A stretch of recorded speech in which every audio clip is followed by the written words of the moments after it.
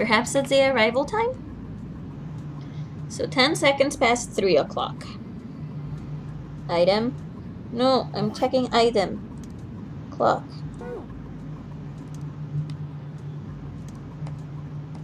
Or something like that. On the left side is got the names of the ports. The last line says 10 seconds plus 3 o'clock. Can I? Oh, perhaps. Whoa, what is he doing? Excuse me, Junpei. Hey, he just took my pocket watch. Hey, what the hell are you doing with my pocket watch? Distress me. It's my pocket watch! Jesus. It should be fine, though. Well, thanks for giving me the pocket watch back, but you didn't need to look so smug about it. Let's see what he... Oh, he moved the hands. 10 seconds plus 3 o'clock. Oh, so you changed it to match the final arrival time. Ace nodded slowly. You know what to do next, right? Give it a shot. Whee! I thought we would have to actually do that. No. That's kind of Thank sad. God. That'd be horrible if they made another puzzle within doing that. Yeah, I guess so. Or like if you change the hour, move it by an hour, it changes the minute. Change the minute, changes the second, changes the second, you change the hour. Yeah. That'd be like a horrible thing. I've actually been watching, I don't know if any of you know it. I think, Mudu, you know it. Rose and Maiden. I've heard of it. I never watched it personally myself. I think it's really good. It's especially good as sort of a nice, sort of like a cheery horror show. Cheery horror. So basically Danganronpa? Well, no, because it's not, like, okay, so I think it's horror because of the fact that the main characters are dolls. And they are those dolls that are kind of like porcelainish dolls. And they terrify me. Okay, I was like, is it horror scary like Umineko or Higurashi type scary? I was trying to figure out No. Like, like if you want real scary to watch, Umineko or Higurashi, either of those are so good. Just read the visual novels for God's sake. Well, I didn't know there were visual novels until... I mean, I do have Umineko on Steam. No, Higurashi on Steam, so... Like, you should only have chapter 1 on Steam. Yep, I only have chapter 1 on Steam. Though they did make a fighting game of Umineko. Why the hell would they make a fighting game of Umineko? I mean, actually, again, makes sense. It's actually a fun game I was playing before. So you mean creepy? Yeah, it's creepy. But like proper horror, Umineko and Higurashi are both amazing options. So yeah, we unlock the door. We can now get out of this route. Oh, well, let's go then. Clover. Oh, I want to talk to Clover so much. And we got out into the captain quarters.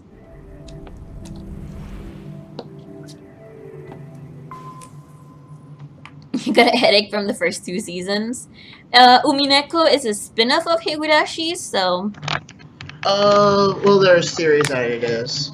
Yeah. Based on what that's... So, it's funny because they don't confirm it, but it has very strong resemblance with some characters, so... No, and there's actually one of the characters from Higurashi is in Umineko. Yeah, so, Burnstapple. Yeah. The space they found themselves in outside the wheelhouse was far too narrow to be called a hallway. On their left was a wooden door. Junpei pushed it open, stepped into the room beyond. You just read the Wikia? Oh, that's sad. It was full of a manner of turn-of-the-century electronic equipment. Most of them were things they'd never seen before. They had no idea what they might have been for, let alone how to operate them.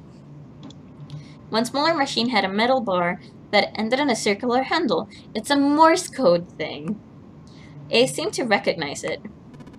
Ah yes, a telegraph key. These were used to transmit Morse code a long time ago. He turned and slowly took in the room. This must be a communication office. Across the room from the door they'd entered through was another door. A metal plaque was nailed to it. It read, Captain's Quarters. The Captain's Quarters. That's what it says. Then, do you think? M0, the captain of the ship. Ace swallowed. Junpei could feel his hands begin to sweat. Only Clover seemed unaffected. Well, we won't know if we don't open it. She walked up to the door and put her hand on the knob. It opened easily, and without so much as a pause, she walked in. Junpei and Ace followed. The first thing they saw was a man on the floor, covered in blood. Wait. Junpei said exclamation mark. Ace says exclamation mark. Clover says exclamation mark. Junpei felt his body seize up. His mouth went dry, and he felt very, very cold.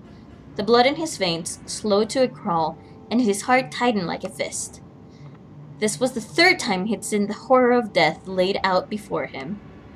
He didn't think it was something he could stand to see much more of. Still, he had begun to accept that whatever it was that he saw, whatever happened to him, was beyond his control, and whatever force controlled him was driven by a determination that he could not hope to match. A sense of helplessness, of desperation washed over him. It left behind a feeling of utter emptiness that wormed its way through his body like acid. Then he realized they had yet to check the man's pulse. Perhaps he was still alive. Fueled by that spark of hope, Junpei ran to the man's body, and his heart fell. His fingers on the man's neck felt no pulse. His pupils had dilated. Is that how you say that word? Dilated? What? Dilated. Maybe dilated? I don't know. Dilated? Dilated. Yeah, I guess that makes sense. I just cannot speak English most of the time. No, I was confused what you were trying to say until I saw it on the text. I'm like, that's dilated. Dilated. Thank you. Or dilated, sorry. For some people who want to say that too. He wasn't breathing. Junpei lifted the man's already stiff body. There was a deep red wound on his chest. Junpei did not have to wonder long at what could have made such wound. For lying next to the corpse was an axe. The entire blade of it was drenched in bright red blood. From the shape of the man's wound, there could be no doubt that it had been made by the axe. Junpei looked at the body again. Either, neither, potato. Wait, what? I know it's either, neither, potato. I know. Oh my, really? I know! Do you really know? I don't know. Do you know? Do you? Do you? Do you? Yes, I do.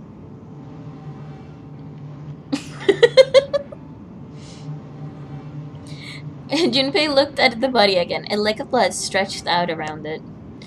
It was wearing the clothes of a ship's captain, although they were stained with blood. A captain.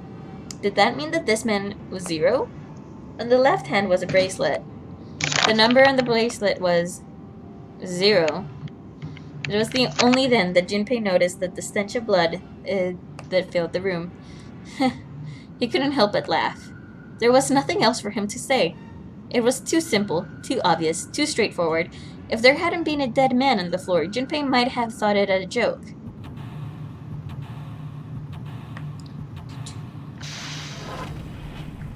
We have the whole thing. Okay, we need to seek another way out. Another way out. Let's check the nightstand. Ooh, it's a music box. Can we play it? Oh, it's one of those old music boxes. How about we wind it up? Why does it sound like that? Is it broken? The pins on the cylinder are shaped all weird. I don't think those are the pins. It looks like someone put something else on top of it. I think we're gonna have to take it apart and figure out what's going on, don't you? Whoop. I guess we have to. It's a lamp. but it doesn't turn on. I don't think there's anything special about it. There's blood in the chair. Do you think this was the dead guy's? Yeah, probably. A camcorder. It looks like it's pointed at the door. Well, the power's on. Why would someone want to videotape a door? Wow. A bed. There's nothing in it. There's a bunch of weird buttons here. They probably switch what you see on the screens. Do you know how to work this thing? Why don't we just press one of these? Like this one. I guess it does change. It says 0! What the hell is this?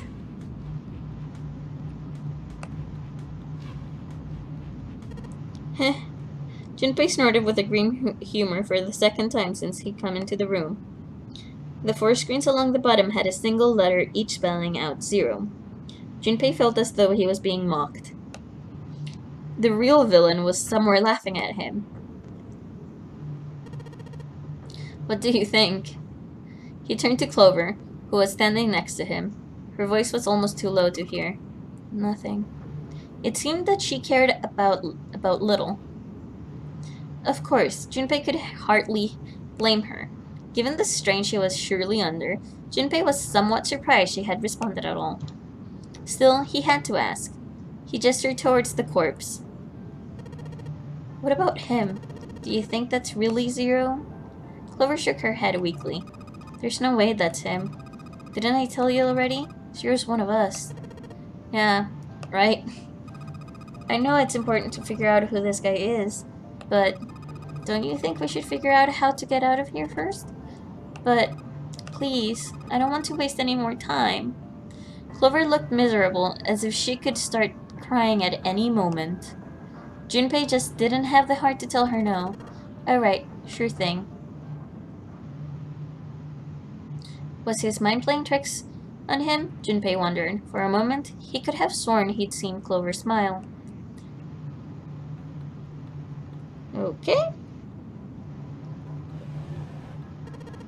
What's the deal with this? Is it some kind of code? There are 4 rows of numbers and letters. They all start with 0 and end with 8, F, N, or V respectively. Maybe this has something to do with number bases. New material has been added. Let's look at the new material we've gotten. Numeral system chart. Interesting. 10 in base 10 is written as an A in hexadecimal. Oh, so this is where we have to get all the hexadecimal stuff. Okay. Hexadecimal, but yeah, but...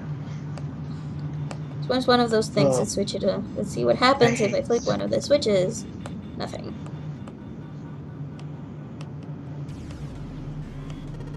Hey, isn't that the door on the screen? The one right behind us? You're right. So whatever the camera sees is sent to this screen in real time. I wonder if that means something, you know?